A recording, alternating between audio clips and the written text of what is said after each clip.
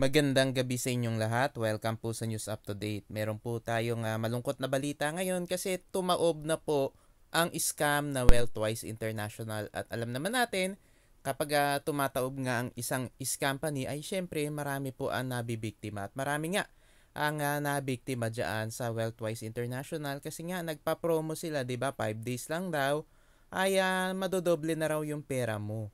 So marami ang naengganyo dahil nga doon sa pa-promo na yun. Pero kung titignan nyo, talagang too good to be true kasi imposible naman na mag-guarantee niya na madoble ang pera nyo sa loob lamang ng 5 days. Yun yang isang buwan ay madodoble yung pera nyo, napaka-imposible na. Lalo na po yung 5 days lang tapos madodoble yung pera nyo. So talagang marami ang nauto, marami ang nabola at syempre ngayon marami rin ang umiiyak kasi wala na po ang Wealthwise International. Ang nagpapakilalang CEO ng Wealthwise International at trader din daw ay si April Bacsal. So ayan nga, wala na nga si April Bacsal, nagtatago na, tinanggal na yung mga members do sa GC, tapos pati yung official group ng Wealthwise International ay naka-archive na. So talagang wala na po, talagang taob na yung company na yan. So mga kababayan, sabi nga natin, 'di ba, na scam nga 'yan.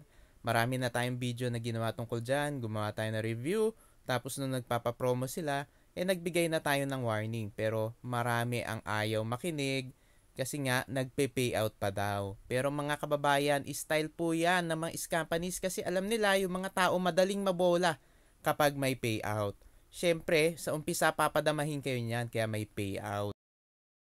Kasi alam nila yung mga tao, iti-testing muna yan. Umpisa, 500 muna or 1,000 pesos. Tapos kapag naka-payout, magdadagdag. Siguro gagawing 5,000 o 10,000. Tapos pag nakapag-payout uli, magdadagdag uli yan. Siguro baka aabot na ng 100,000. Tapos mag-i-invite na rin yan. Tapos, syempre, kapag may mga pa-promo na, mga buy one, take one, o kaya meron yung mga ganyan, di ba? Malaking pangakong kitaan sa loob lang ng 1 linggo or 5 days, o may mga parapol, at kung ano-ano pang mga pa-promo yung mga companies. Alam nila kasi yung mga tao mahilig din yan sa mga promo. Alam nila magdadagdag pa ng investment yung mga tao. At yung iba nga, nagdadagdag pa ng milyon.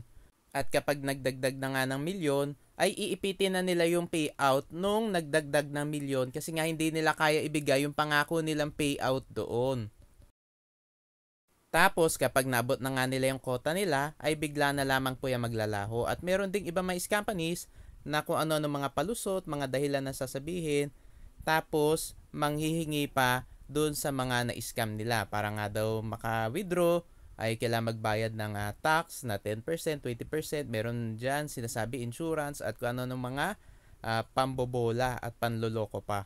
At syempre, merong naniniwala at nagdadagdag pa nga na investment ang hindi nila alam, exit scam yun. At hindi talaga sila babayaran ng mga scammers. Ginagawa lang yun ng mga scammers para nga madagdagan yung perang itatakbo nila. Kaya nga dapat maging maingat at wag na kayo sasali dyan sa mga companies kasi sakit lamang po yan sa ulo. Napakahirap pong habulin yan kapag tumakbo na. Kaya nga para wala na kayo sakit sa ulo at para hindi mawala yung pinaghirapan yung pera, ay umiwas na po kayo dyan sa mga Ponzi scams na yan. Mga kababayan, alam nyo naman ang tanging paraan para nga mabawi ninyo yung pinaghirapan yung pera na na-scam ay dapat magsampa kayo ng kaso. Pero alam naman natin na yan ay maproseso. Mahaba ang hihintayin nyo at talagang matagal yan. Lalo na kapag nagtatago kasi kailangan pang mahanap yung nang scam sa inyo. Kaya talaga mahirap yan. Kaya nga umiwas na lang kayo sa mga scam para nga hindi na sumakit ang ulo ninyo. Dahil nga, syempre, di ba? Katulad niya, kung malaki yung perang nawala sa'yo at nangutang ka pa, sakit sa ulo yan. Kasi iniisip mo, paano mo babayaran yung utang o kaya saan ka kukuha ng ipambabayad mo doon sa utang. So talagang problema yan. Mga kababayan, umiwas na kayo dyan sa mga scams dahil puro kapahamakan lamang po ang ibibigay niyan sa inyo. Lalo na kung nakapag-recruit kayo kasi masisira ang pangalan ninyo doon sa mga ni-recruit nyo. Lalo na kung ang ni-recruit nyo ay mga kaibigan nyo, yung mga kamag-anak nyo, masisira kayo doon sa mga tao na yun. Kaya nga, umiwas na kayo dyan sa mga scams. At wag kayo magre-recruit kasi nga kawawa yung mga mare-recruit ninyo. Alam naman natin, 'di ba, bago tumakbo yan, ng bola pa yan na nagpa-register na raw sila sa SEC at magkakaroon na raw sila ng opisina. Pero tandaan nyo po, nakulang pa rin po yun. Dapat kasi may secondary license sila bago nga sila manghingi or magsolicit ng investment sa publiko. Mga kababayan, bago kayo sumali sa kahit na anong investment, dapat meron muna silang secondary license. At kapag sinasabi nila na hindi na raw nila kailangan nun, o kaya ay ongoing or processing na raw or nagpa-register na sila pero hinihintay pa lang daw nila yung secondary license, wag na po kayo sumali. Dahil pambobola lang yan ng mga companies at hindi naman talaga sila nag-pa-register or kukuha ng secondary license kasi nga isa silang company. Yan po ang modus ng mga company, ang magsinungaling. Kaya nga umiwas na kayo. Basta walang secondary license, iwasan na po ninyo. Wag na po kayong magpapaniwala doon sa mga pambobola nila. Hindi po totoo yung sinasabi nila na dahil crypto sila or decentralized, hindi na nila kailangan ng investment license. Hindi po totoo yun. Basta nag-ooperate sa Pilipinas at nanghihingi ng investment dito sa Pilipinas, dapat po meron muna silang secondary license bago sila manghingi or magsolicit ng investment sa publiko.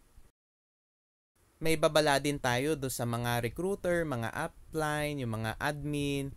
Pwede po kayong makasuhan pati yung mga tumatanggap ng mga pay-in, pwede kayong makasuhan.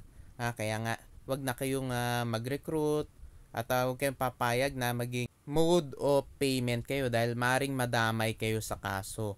Kaya umiwas na kayo dyan sa mga companies na yan. Huwag kayong magpapasilaw doon sa mga malalaking pangakong kita nila dahil mari sa umpisa padamahin niya kayo pero sa huli po tatakbuhan kayo ng mga yan. At nakita nyo naman, di ba? Tama tayo. Yung mga nireview natin, talagang mga scam. Kasi nga, wala naman sila secondary license at puro pambobola lang ang ginagawa nila. Katulad nga niyang Wealthwise International. Talaga namang hindi yan trader. Binobola lang kayo. Kunwari, nagte-trade siya. Pero sa totoo, pambobola lamang po yun. At kung naniniwala kayo na talaga malaki ang kitaan sa trading, dapat po kayo na po mismo ang mag-aral, mag-trade at kayo na po mismo ang mag-trade at wag na kayo umasa dyan sa mga companies na yan na nangangako nga na double your money o yung iba nga triple your money pa.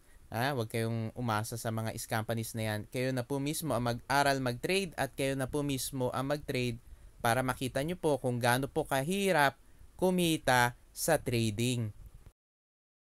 Mga kababayan, alam nyo naman malapit na ang Kapaskuhan at syempre yung bear months. At syempre, marami pong mga companies ang tataob.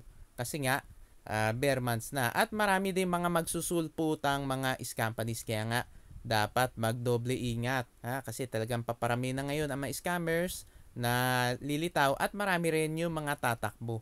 Kaya nga, umiwas na kayo dyan sa mga too good to be true na mga investment offers.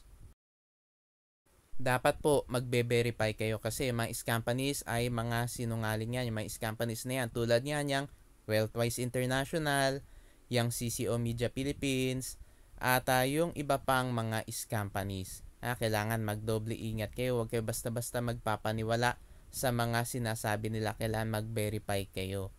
At mga kababayan, umiiwas na talaga kayo dyan sa mga companies na yan. Kung kayo po ay nabiktima nga niya Wealthwise International, wag na po kayo sasali sa iba pang mga companies para makabawi.